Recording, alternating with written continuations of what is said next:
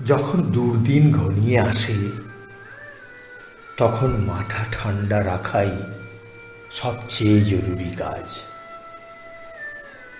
যাদের মুখে সব সময় কথার খই ফোটে, তাদের দরকার তখন কিছুদিনের জন্য বাক সংযম অভ্যেস করা।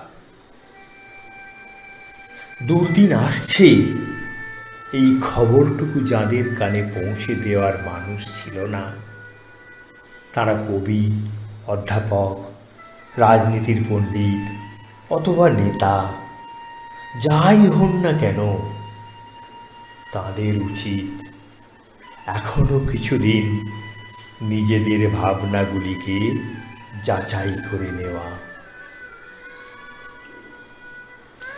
দুর্দিন কখনো চিরকাল থাকে না, এই কথাটাও আমাদের সমানভাবে মনে রাখা দরকার।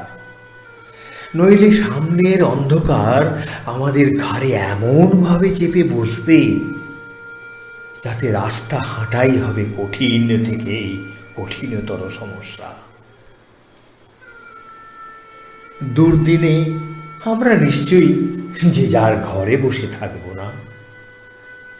শুভ ও অশুভের লড়াইয়ে তখনও আমাদের কাজ থেকেই যাবে।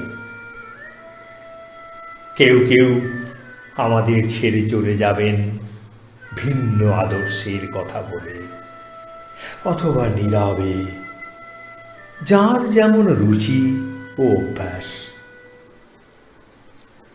আর তখনই আমরা পৃথিবীকে আরেকটু বেশি করে চিনতে পারব, বুঝতে পারব কোথায় আমাদের সত্যিকারের শক্তি আর কোথায় আমাদের দুর্বলতা।